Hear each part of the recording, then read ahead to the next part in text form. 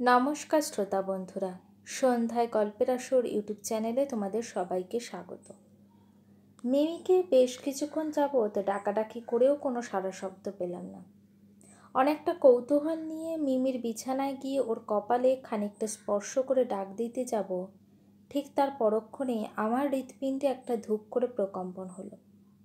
আমি আকস্মিক ওর কাছ থেকে কিছুটা দূরে সরে গেলাম, আর ঠিক পর মুহূর্তেই মিমিকে জড়িয়ে ধরে চিৎকার করে কেঁদে উঠলাম। পাশের রুম থেকে আমার মা চিৎকার শুনে দৌড়ে এসে ঘটনার আকস্মিকতায় তিনিও হতভম্ব হয়ে স্থির চিত্রে দাঁড়িয়ে রইলেন। মিমিকে আমি বিয়ে করেছিলাম বাবা মায়ের পছন্দেই, জীবনে কখনো প্রেম করিনি, আর এসবে আমার আগ্রহও ছিল না একদম।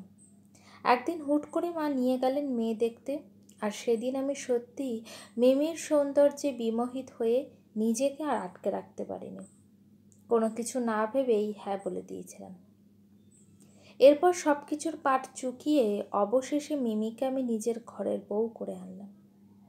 লোকমুখে অনেক শুনেছি যে সুন্দরী মেয়েরা একটু অহংকারী হয় আর স্বামীকে তেমন পাত্তা দেয় না, কিন্তু মিমি ছিল তার সম্পূর্ণ উল্টো। তবে একটি বিষয় আমার কাছে বেশ খারাপ লাগতো, আর তা হলো আমার স্ত্রী প্রয়োজন ছাড়া একটি কথাও বলতো না কখনো কারোর সাথে, এমনকি আমার সাথেও না। অফিস শেষে বাড়ি ফিরলে ওকে সামনে বসিয়ে কেবল আমিই বকবক করতাম, আর মাঝে মধ্যেও কেবল হুহা শব্দ করত, আর আমার সামনে অন্যমনস্ক হয়ে বসে থাকতো। আমি প্রায়শই মিমিকে জিজ্ঞাসা করতাম, আচ্ছা মিমি, সবসময় তো আমিই কথা বলি, কিন্তু তুমি তো কিছুই বলো না, আর তুমি মাঝে মধ্যে কোথাও হারিয়ে যাও বলো তো। আমার কথা শুনে ও খানিকটা মায়ামাখা হাসি দিয়ে বলল, দুইজনই যদি বক্তা হই তাহলে শ্রোতা হবে কে, তুমিই বলো।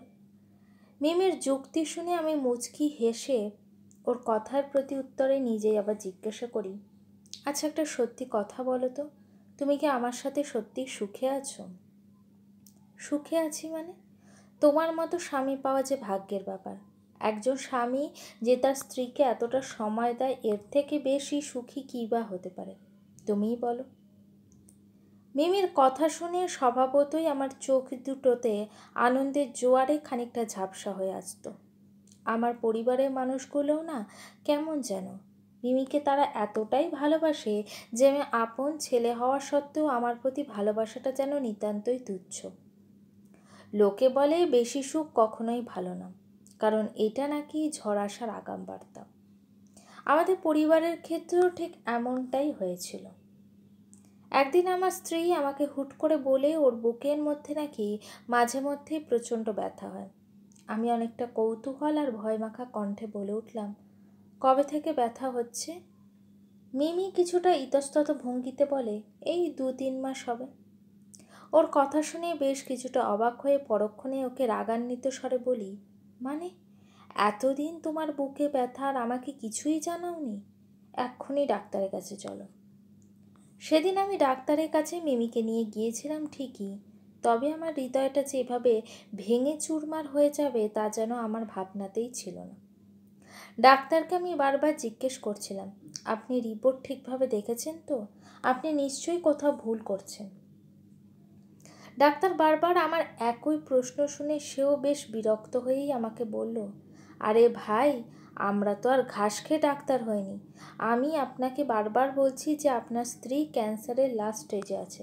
আপনার যদি এতই সন্দেহ থাকে তবে অন্য কাউকে দেখাতে পারেন। ডাক্তারের কথা শুনে আমি সত্যি স্তম্ভিত হয়ে গিয়েছিলাম। আমার শূন্য আকাশটা যেন বায়ুমণ্ডলহীন এক নিকষ কালো অন্ধকারে রূপ নিয়েছিল। নিজের দুঃখকে বলিদান দিয়ে আমি চেষ্টা করেছিলাম যাতে মিমি নিজের অসুস্থতার কথা জানতে না পারে। আমার পরিবারে এই দুঃসংবাদ শোনার পর স্বভাবতই সকলের মাথায় বাজ পড়ার মতো এক চেতনার আবির্ভাব ঘটে। আমি হাজারো চেষ্টা করে যাচ্ছিলাম যে এত বড় একটি ঘটনা আড়াল করে মিমিকে সুস্থ করে তোলার, কিন্তু আমি পারিনি প্রভুর ক্ষমতার ঊর্ধ্বে যেতে, কারণ তিনি তো মহিয়ান। আমার স্ত্রীর মৃত্যুর 2 দিন পার হয়ে গেছে, কিন্তু ঘরের মানুষগুলোর মাঝে আর সেই আগের সুখের আমেজটা বিরাজমান নেই। আমার মা এখনও মাঝে মধ্যেই মিমিকে হারানোর কষ্টে মানসিক রোগীর ন্যায় ডুকরে কেঁদে ওঠেন। বাবা ব্যালকনিতে বসে ঘন্টার পর ঘন্টা অদূর আকাশের দিকে তাকিয়ে থাকেন, আর ছোট বোনটা যেন কাঁদতে কাঁদতে নিজের চোখের অবশিষ্ট জলটুকুও খুইয়ে ফেলেছে। বিকালে হঠাৎ আলমারি থেকে মিমিকে দেওয়া আমার প্রথম উপহারের শাড়িটা বের করতে যাব, ঠিক তখনই একটি বাদামি রঙের ডায়েরি আলমারি থেকে মেঝেতে পড়ে যায়। অজস্র কৌতূহল নিয়ে ডায়েরিটাতে হাতে করে মিমির শখের হেলানো চেয়ারটাতে বসে প্রথম পৃষ্ঠা খুলতে একটি কালির কারুকার্যে লেখা নাম দেখতে পেলাম, সামির। কিন্তু আমার তো কোনো কালেই সামির নাম ছিল না। তবে এটা কোন সামিরের উদ্দেশ্যে লেখা? এত সব ভাবতে ভাবতে আস্তে আস্তে পৃষ্ঠাগুলো উল্টিয়ে যতই ডায়েরির লেখাগুলো পড়ছি, ততই আমার হাতের প্রকম্পন ক্ষণে ক্ষণে বৃদ্ধি পাচ্ছে। তার মানে মিমি বিয়ের আগে সামির নামে কাউকে ভালোবাসত। ডায়েরির 2-3 পেজ পরেই লেখা, সামির, তুমি হয়তো আমাকে অনেক বিশ্বাসঘাতক ভাবছ, কিন্তু বিশ্বাস করো, আমি তোমার দুর্বল অর্থনৈতিক অবস্থার কারণে তোমাকে ছেড়ে যাইনি। বাবা মা আমাকে বাধ্য করেছিলেন তোমাকে ছেড়ে দিতে। আচ্ছা তুমিই বলো, বাবা মা যদি বলে তাদের নয়তো আমাকে নয় তোমাকে এই দুইয়ের মধ্যে একটি কাউকে বেছে নিতে হবে, তখন আমার কি করা উচিত বলো? আচ্ছা কোনো সন্তান কি তার বাবা মায়ের দোয়া ছাড়া সুখী হতে পারবে? জানো, আমার স্বামীটা না আমার খুব খেয়াল রাখে, একদম ঠিক তোমার মতোই। কিন্তু তবুও আমি তাকে তোমার স্থানে বসাতে পারিনি। হয়তো আবেগের বশে তোমার নামটা এখনও হৃদয়ের গহীনে খোদাই করা, যেটা 1000বার মুছতে যেও আমি পারিনি। আমার চোখ থেকে এখন একটুও অশ্রু বের হয় না, কারণ প্রতি রাতে তোমার জন্য কাঁদতে কাঁদতে আমার চোখ শুকিয়ে গেছে, আর আগের মতো আমি কথাও বলি না। কিন্তু আমার স্বামীটা না খুব বকবক করে, জানো তো, অথচ এসব আমার কাছে একটুও বিরক্ত লাগে না। ইদানিং বুকে প্রচণ্ড ব্যথা হচ্ছে, মনে হয় বাঁচব না। আচ্ছা তুমি কি কখনো এই ডায়েরিটা পড়ার সুযোগ পাবে? আর পেলেও কি তুমি একটুখানি পড়ে দেখবে, নাকি আমার প্রতি ঘৃণা এটা ছুঁড়ে ফেলে দেবে? জানো সামির, আমার স্বামী আর শ্বশুরবাড়ির মানুষগুলো আমাকে এতই ভালোবাসে যে আমার ক্যান্সারের কথা তারা আমার থেকে আড়াল করে রেখেছে, যাতে আমি জেনেও কষ্ট না পাই। অথচ আমি কিন্তু অনেক আগেই এটা জেনে ফেলেছি। এই কদিনে আমার স্বামী আমার প্রতি যতটা খেয়াল রেখেছে, তাতে আমি যেন তার প্রতি বিন্দু বিন্দু ভালোবাসা অনুভব করছি। কিন্তু তোমার পাল্লাটা সবসময় ভারী থাকবে। তুমি একদিন খুব বড় হবে, আর সেদিন আমাকে নিজের প্রভাব প্রতিপত্তিও দেখাতে আসবে। কিন্তু কষ্টের কথা হলো, আমি সেদিন লজ্জা পাওয়ার সুযোগটাই পাবো না, কারণ তার আগেই তো আমার পরকালের ট্রেনে উঠতে হবে। ডায়েরির এতটুকু পড়ার পর আমি আর স্থির থাকতে পারলাম না। কোনো এক অজানা কারণে আমি ডায়েরিটা জড়িয়ে ধরে ডুকরে কেঁদে উঠলাম। মিমি মারা যাওয়ার 5 বছর হয়ে গেছে। পরিবারের সবাই এখন শোক কাটিয়ে উঠে আমাকে দ্বিতীয় বিয়ের কথাও বলেছে। কিন্তু আমি বাবা মাকে বলে দিয়েছি এসব বিষয়ে তারা যেন কখনোই আমাকে জেরা না করে, তাই তারাও আর এসবে জেরা করেনি। আজ হঠাৎই অফিস থেকে বাসায় ফিরবো, ঠিক তখনই দেখতে পেলাম একজন স্যুট কোট পরা যুবক নিজের দামি গাড়ি থেকে নেমে আমার দিকে এগিয়ে আসলেন এবং সাথে সাথে হাতটা আমার দিকে এগিয়ে দিলেন। আমিও কোনোদিনও কিছু না ভেবেই হাতটা বাড়িয়ে দিয়ে তার সাথে হ্যান্ডশেক করলাম।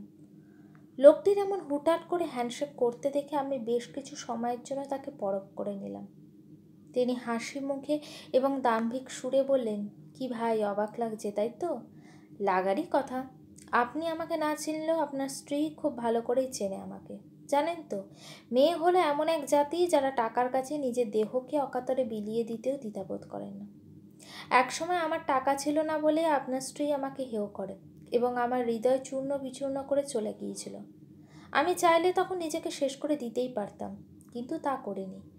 কারণ ওকে দেখাতে হবে তো যে আমিও পারি টাকা ইনকাম করতে আর গাড়ি বাড়ি করতে। আজ আমার সব কিছু আছে জানেন, কিন্তু একটি জিনিস আমার আশেপাশে দেখলে আমার মাথায় আগুন ধরে যায়, তা হলো নারী।